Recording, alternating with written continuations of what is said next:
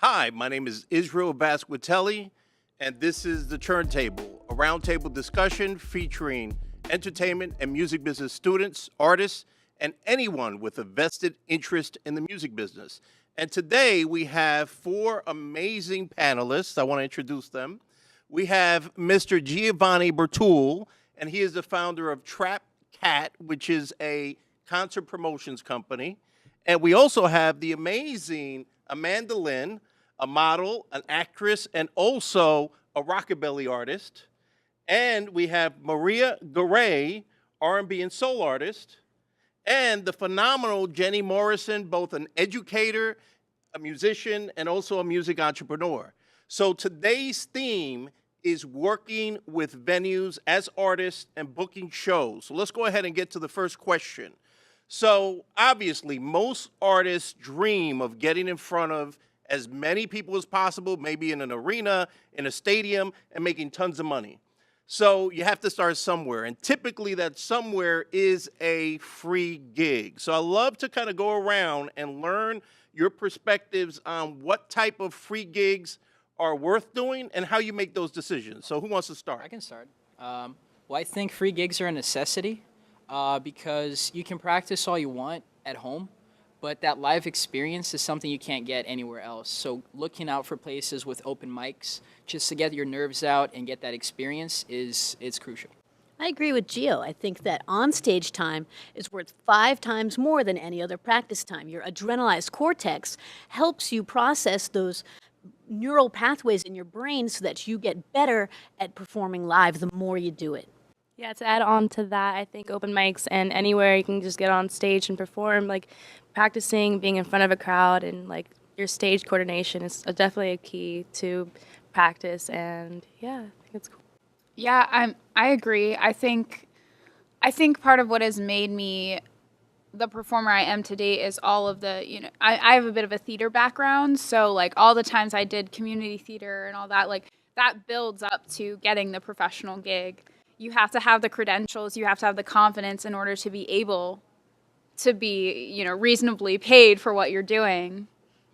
So let's talk about that for a moment. So obviously, you want opportunities. So you do the free gigs, and after a while, I would imagine there's a ceiling where you kind of have to start being selective about the type of gigs that you're playing. So we have open mics, we have Battle of the Bands, we have showcases, we have opportunities to open, although I think we all know there's also plenty of opportunities that are kind of built just to make money from the opening acts, right? So let's talk a little bit about maybe evaluating. How do you scrutinize which free shows to do? You've already done them, you kind of got your craft, locked in, you know what you're doing on stage, you have a solid set.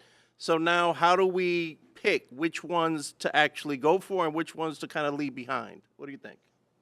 Well, I think it's important to be selective about the performances that you do from the very beginning. Even when it comes down to doing those initial free shows or the shows at dive bars or crummy clubs, be selective. Each show that you do is representative of you as an artist and as your brand. So I think it's very important that you're very selective from the beginning and you're very careful not to oversaturate your market. I agree. I think that you just have to have a clear goal in mind. So maybe your goal is to play a free gig, but get a lot of exposure because the headliner is a really big act. Or maybe you just want to make money to fund an album per se. So as long as you have a clear goal, there's no right or wrong answer really. Yeah, that's what I think. I agree with both what they said. The exposure, one thing, and like the scene, the setting, with the type of crowd that you're surrounding yourself with, and is that the type of image that you want as an artist? So I think that's really important as well. Yeah, I think you have to kind of gauge if whatever you're going out for has a value to you. Not just play a free show to play a free show, but okay, if you're not getting paid monetarily, what is it that you're getting out of doing that particular thing? And it goes back to what's your goal, Is it worth doing a opening for free for a group that you're hoping might decide to take you on tour and pay you later? Things like that. Indeed. So that's a great segue to, how do we, if it's not monetization, how do we get value out of these gigs? So if you guys don't mind maybe sharing some tips as to how you might make it worth your time and effort and your art to actually go out there, do a free show, but you're getting something in return. Other than the experience, you're getting something, even if it's not money. What else could it be? Content, definitely. Filming your gigs is a great way. Just upload all that onto YouTube so people can see you, and you can get royalties or AdSense money from all those videos, and it piles up, and that can help fund future albums and EPs. I think collecting content for your artist is fantastic, or for you as a musician, just an absolute asset. But in addition to that, live performance is where you distribute your vibe, it's where you distribute your music, and it's where you distribute your merch. So sometimes, as we were talking about weighing the value that you can get out of each particular show, one of those is that you can recoup any investment that you've made into doing this performance, hopefully get it back in merch.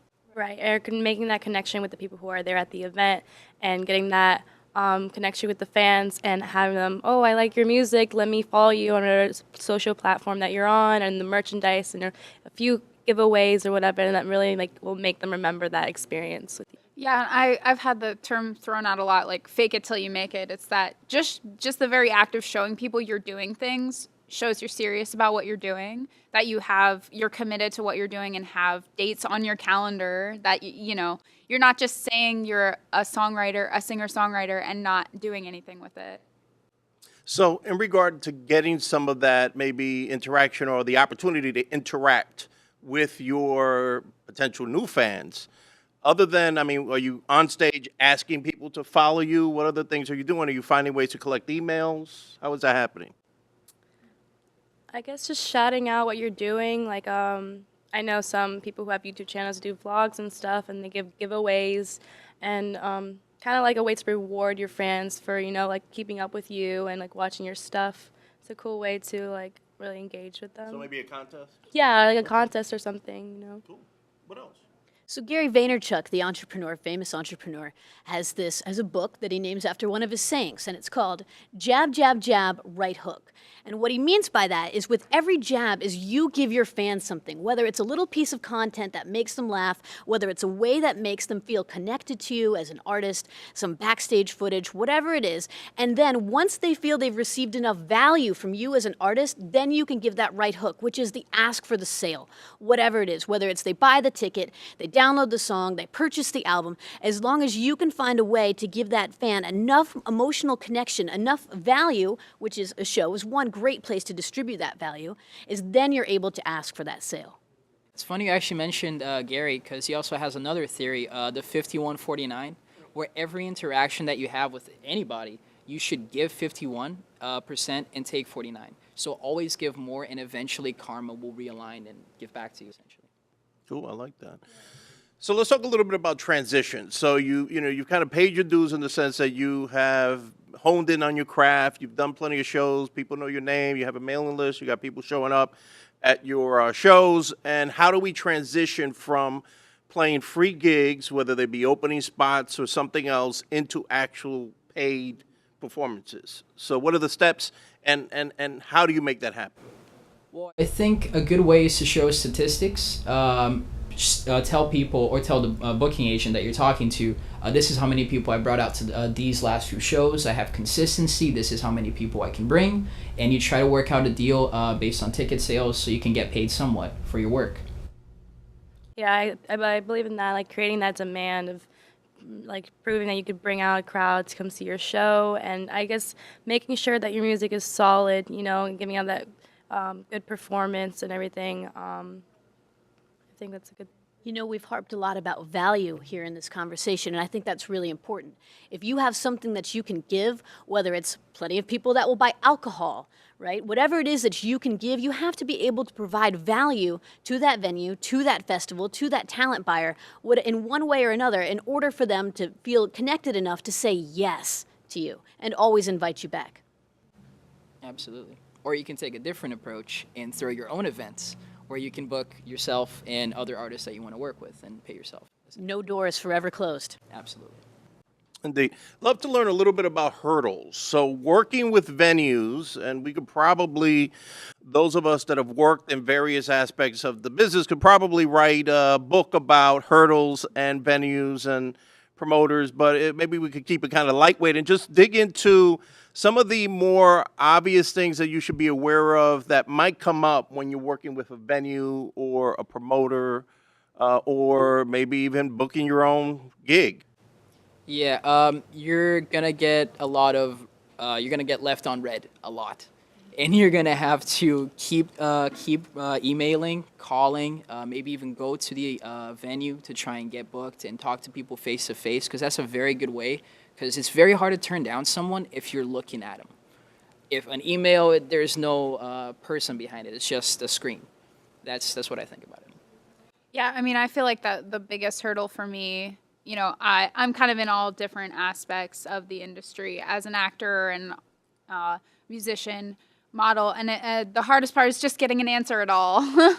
And no matter how many times you bug someone, sometimes they're just not going to answer. And for me, that's kind of the biggest struggle, is like, because you don't know why they're not responding. You don't know, did it go to their spam folder? So that to me that's a hurdle in a lot of ways. Just getting them to answer you one time back. Indeed. Speaking of that, I mean, what kind of tools do you recommend? So obviously we have a plethora of platforms online that cater to independent musicians. We have places like Sonic Bids, where you could create an EPK, or Reverb Nation, Bands in Town. What are your thoughts, or maybe what are your suggestions for tools to use to help bridge that gap between, just playing and playing to get paid? What do you folks think? Well, sorry. Go ahead, Gio. Well, I think that the number one thing you need to do first is to have a product, essentially a lot of songs. And once you have at least 15 songs that you can work with, then you can start thinking about creating an album, maybe releasing it through TuneCore, CD Baby, using those tools to get a nice distribution and get your music out there, essentially. I think as far as reaching the other person that you're trying to get a hold of, whether it's the talent buyer, my rule of thumb is always to email twice. If you don't hear back, call the third time. There's still a fine line between persistence and annoyance in the music industry, and it's great to be aware of that. Yeah, that's cool. You don't want to come off as annoying or anything, but being persistent and making sure that you make those connections and be able to perform in those places. Yeah, just keep talking to them. So what about, I would imagine clearly social media plays a big part in creating that digital footprint online. And someone's just not going to take your word for the fact that you're going to fill the house. They're going to do some research. So if you don't mind sharing a little bit about some of the things that you might include or you might be doing on your social media platforms to help tell that story for you when they go looking. Right. I create a lot of music and stuff, and I do a lot of music things online and everything. And I feel like people are, yeah, she can sing good or whatever, but it's like I feel like they don't really know who I am as a person. I feel like putting my personality, who I am, can also attract those fans and like to get me to know me on a personal level. So like I'll do starting out with blogs and vlogs and stuff where I'm recording kind of like a day in the life, and the people can actually get to know who I am and just do fun bits and stuff or like pranks, and like they get that kind of vibe from you where it's like, oh, okay, I think she's pretty cool or whatever. Yeah, I think sharing reviews is something that's helpful. If you play a show and someone comes and reviews it and it's really positive, and they, I just recently sang backup for an Elvis tribute artist, and we sold out 3 shows. So that's something you want people to know. We've sold out the past 2 years I've been there, that, I'm a part of something that people want to come see. Sometimes when we look at social media, we think of creating content. And that's not necessarily the case all the time. You can also document, and that's something that Gary Vee talks about, where if you're drinking a coffee, just document it. Take a picture, make it look nice, and just give out content. You don't always have to create. A great way to show talent buyers that you can draw is to have significant engagement on your social media profiles. If your artist is engaging consistently with their fan base and their fans are posting, come to Chile, come to Venezuela, we want you here in Orlando, Florida. If they see that and it sees the artist interacting with their fan base, they'll know that, wow, this artist really does care and is building a fan base brick by brick. Let's talk a little bit about something that typically I might not necessarily ask in the context of working with venues and or promoters. However, it's a reality that we see more and more, unfortunately, in news, safety and things that could go wrong. And obviously there are extreme situations, but I love to maybe get a little bit of a baseline of some of the things that you should at least be aware of when you're playing a gig that would ensure at least maybe having more safety than if you went in blind. So I would imagine like knowing where the exits are, having a safe place to park your car if for no other reason that your van doesn't get broken into and you lose your gear or your merch. So any tips that you might be able to share in that space? I think you're right. I think awareness is one of the best keys to know where the exits are, to know how you got in, to know the quickest way out. And, generally, if you've played this venue once or twice, you already have the lay of the land. But you do have a responsibility as either the person who's putting on the show, as the person who's playing the show. You have kind of a responsibility to your fan base. You want them to, yes, have a great time, buy a bunch of drinks, buy tickets, bring their friends. And, of course, you want all those things. But, of course, you also want them to feel comfortable and safe at your show. So a great place to start is, especially if you're putting on the show yourself or you happen to be working with the sound crew, is most great sound crews, this was a tip I learned from some friends who work shows, big corporate shows, is they have a macro on their lighting board. And it's very simple. If there's an emergency, they smash the macro, all the house lights come on. That way it's very easy to see where all the exits are so that nobody gets trampled because it's dark. So they smash that, and then if they have a light board or a screen behind them, 911 or something similar comes on the screen. If it's available to you, a lot of these sound technicians, front of house guys, have a recording that they can play over the house speakers that says the nearest exits are here and here. Please make your way safely to them. Sometimes over chaos, it's hard to hear them, but having an emergency macro, simply just having a plan and knowing that you have that can take a lot of the pressure off. Yeah, I think that's really important, actually, with everything that's been going on recently in the news, and people start to feel unsafe going to concerts, which is crazy, because who wants to just be concerned for their safety at a concert when you're just there to listen to music, which I think is really sad and tragic, where stuff like that can happen. So definitely being aware of your surroundings, and having that plan for a venue, having that's really smart, and I think that's something that should be implemented as something that is needed and that is necessary to have at all concert venues, because we don't want anyone getting hurt. It's just there to have a good time and listen to music, so that's really important. Yeah, I've been hearing about, too, that more venues are, security checking people as they even come in, venues that hadn't done that before. And I know, people adding, a bodyguard at least for the artist, just in case something happens, and sad, again, that we need something like that. But it's becoming more and more commonplace. Yeah, I think just staying calm, really, being prepared and staying calm. I remember when I used to freak out if water spilled on one of the cables as we were playing, nothing would happen, and as long as you stay calm and prepared, you should be good. You haven't played in the pouring rain enough. Yeah. Safety for audience is one thing, and as well as for the artist itself, may she rest in peace, Christina Grimmie, who was here in Florida when she died, something like that you would never imagine to happen. So definitely security and checking of people's bags and stuff is really important, which I feel like a lot of venues sometimes tend to low-key skip and not really look in. So I think that's something they should really advance in doing and double making sure, because lives and stuff.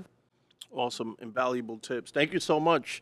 So now we've got a couple of special treats, as a matter of fact. We have a performance from Maria Garay, and she's going to perform one of her newest songs, so we're going to check that out. And now we have a special performance from Amanda Lynn. Let's check that out.